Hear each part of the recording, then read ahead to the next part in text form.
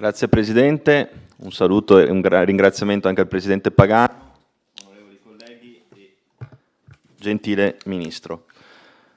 La sfida dell'autonomia è una sfida di responsabilità e responsabilità significa rispondere e la sua etimologia ci ricorda quanto questo sia fondamentale. Proprio per questo ho scelto di essere qui oggi in presenza. Una sfida che in Veneto ha avuto anche una forte legittimazione popolare.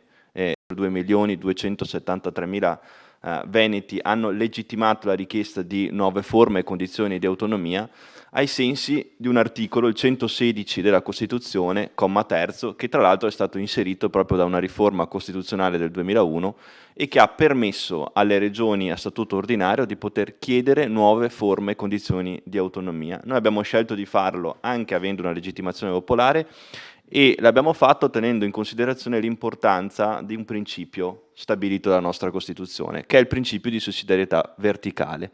Principio di sussidiarietà che la nostra Costituzione esprime a chiare lettere e che ci dice una cosa molto semplice, cioè che più si avvicina il decisore politico al territorio, migliori saranno le politiche attive che quel determinato decisore politico saprà assumere per quel determinato territorio.